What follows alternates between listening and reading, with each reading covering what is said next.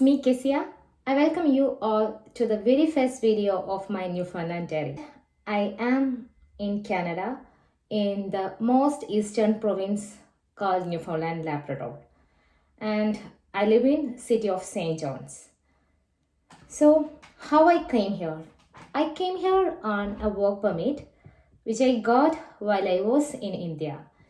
So after I got this job and after I moved, I've been asked a lot of times regarding this. So guys, this video is regarding that, how I got a job while I was in my home country.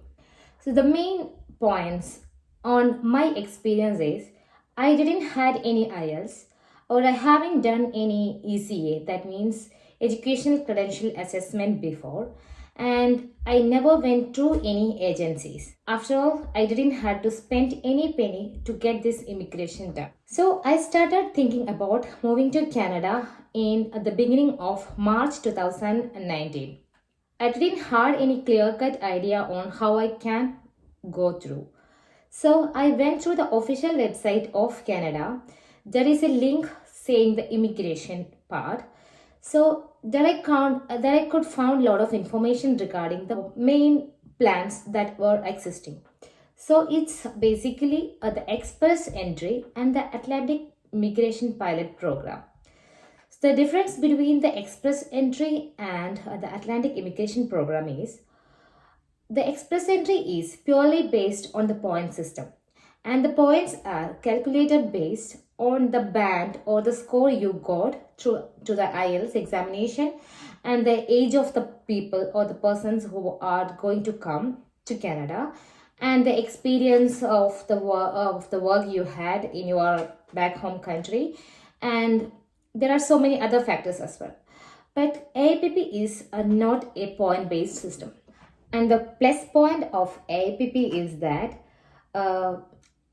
the IELTS score required for the AIPP was so minimal so that everybody, most of the people can get that score without much worries.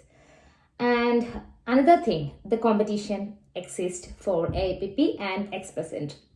Because Express Entry is for whole Canada, that means it's doing for the Canada-wide immigration, while AIPP is only for the Atlantic provinces of Canada. So in the Atlantic provinces are 4 provinces in Canada, which is New Brunswick, Newfoundland and Labrador, Novascotia, and Prince Edward Island. So comparing the competition, I again vote for AIPP.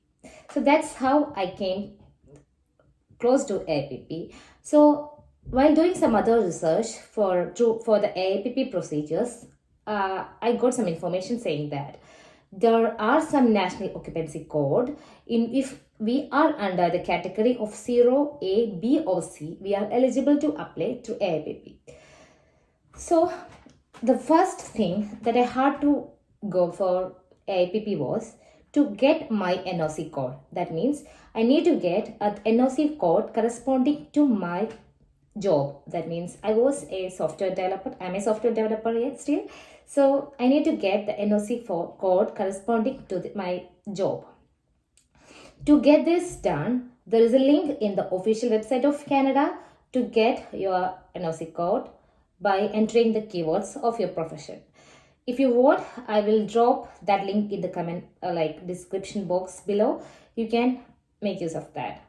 So once I got the NOC code for my profession, the next step was to get the designated employers of AIPP. So coming to that, so with the AIPP program, the government of Canada and the provincial government here supports the employer in every province to get or hire a foreign worker to Canada. So the government will help the employer with all the financial support to get the employees from another country to Canada. So we don't have to spend any money regarding the immigration procedures. So that again vote for AIPP. So my next task was to get the designated employers.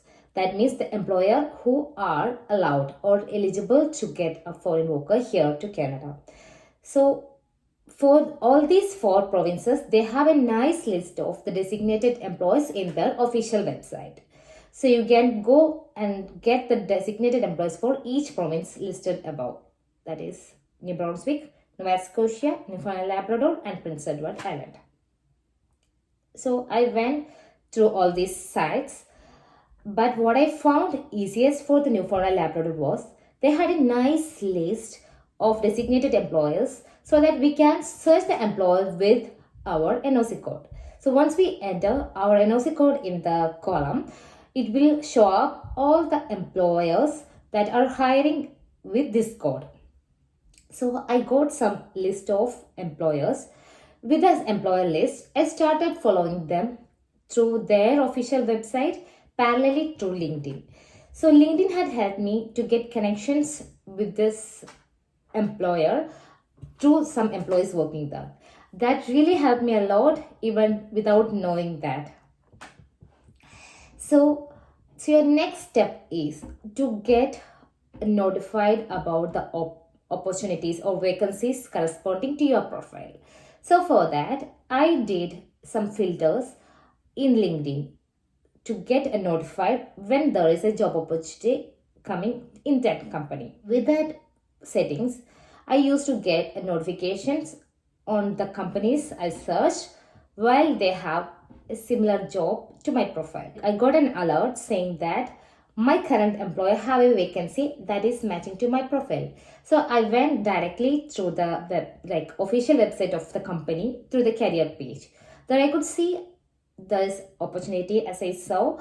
So I had a prepared resume to apply for a Canadian job that was nothing but you need to mention all the technologies you learned, all the things that basically a resume have, along with the passport details, so that the employer may know you have a valid passport with which they can do your immigration procedures.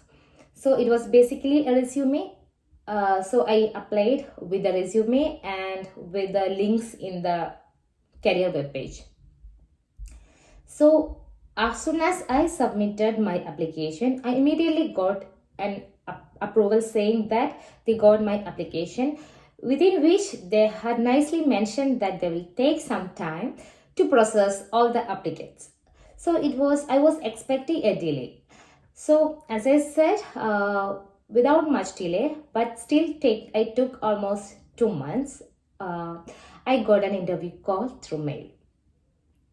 So this interview was supposed to happen through video call, and on an agreement between me and the interview panel there, we picked a time duration. We picked a half hour, probably the 1 hour duration for my interview. So that's how it came to the level of interview. So on the day of interview, it was a 3 panel members. They did 3 different levels of my interview, like basic parts, technical, and HR interview. So I felt so nice about the interview. I felt a confidence that I did something good. Like it went well.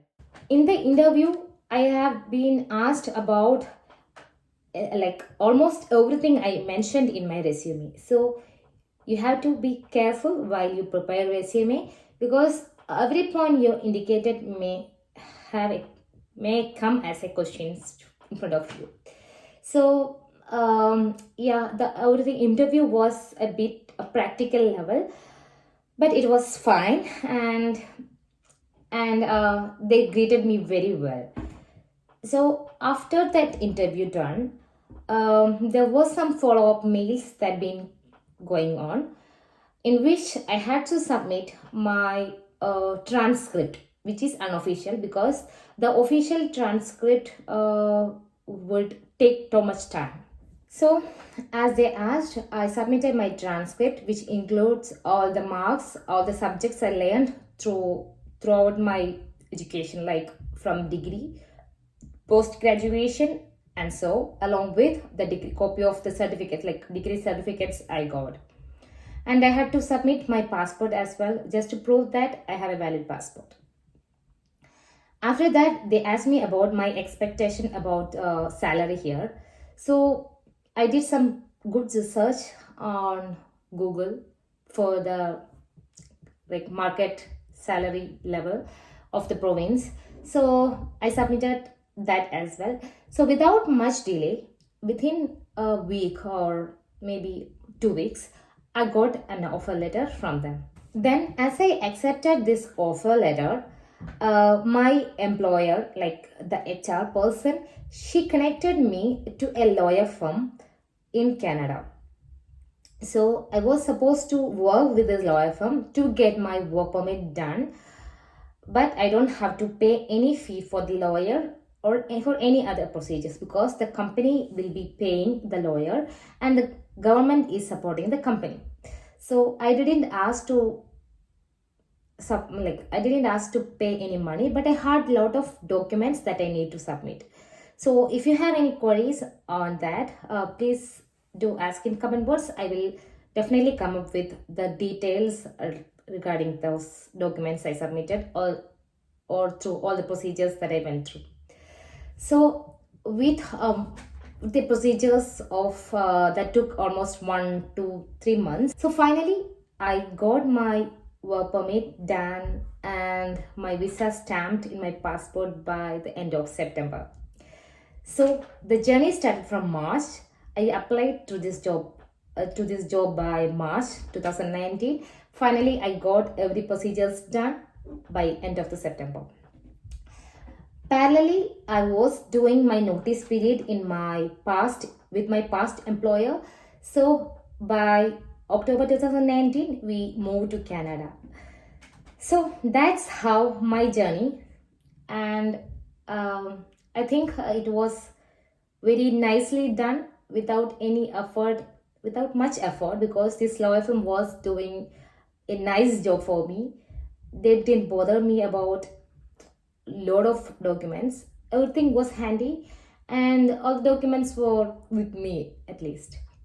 So this is how my journey was. If you have further questions or any queries regarding this procedure or anything, please let me know through the comment box. Now I have a few very important points that you should keep in your mind while you're trying to get a job in Canada. The first thing is, Canada have a lot of practices that is bit different from our country. So in Canada, the reference and Canadian experience, that means the Canadian reference and Canadian experience have a lot of impact on how fast you will get a job. That means it will boost up the chances of getting a job. So as we are in our home country, we don't have the Canadian experience, but we can get a Canadian reference. That is a very good part of that, and it helped me a lot even without knowing that. So the second point is how you can get that Canadian reference. So as I said, you need to search or follow the company through LinkedIn, and LinkedIn have a very good feature. It will show you a common connections, or a connection with like a friends of friends, maybe the connections of your friends or some of the former employees in your present company. So it will help you to get connection with a few people that are working in Canada or that are working in the company. I think Canada, the person, if you get a connection to a person who is working in the company you are applying to, it will be great asset for you. It will really help you, and it really helped me as well. So that is the main point.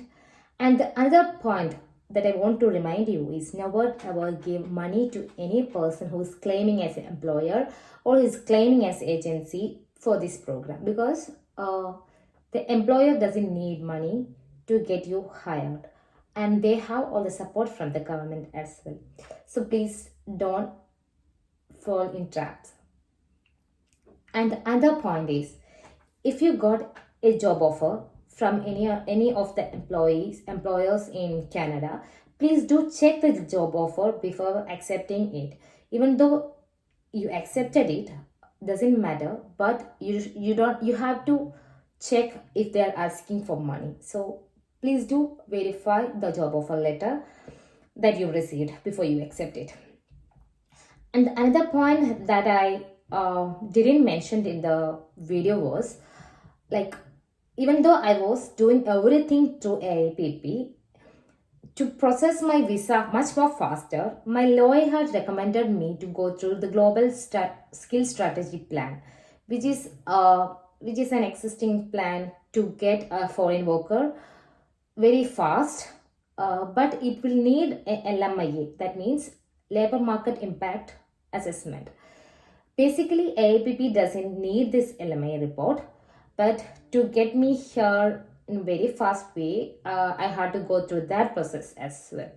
So LMIA system is not applicable to AIPP plan, but still, in order to get me here in a very fast way, I had to do that as well.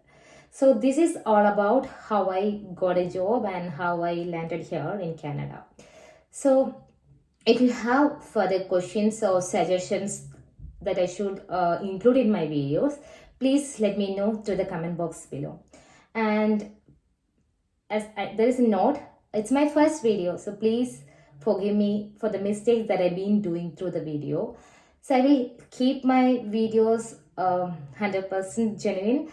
So I'm planning to come up with more related videos on this, because I've been asked by a few of my friends through or connections through LinkedIn regarding the AIPP program and how can we get this application done, or how can we apply, how can we follow the companies through LinkedIn and kind of questions. So I'm planning to come up with more videos on this.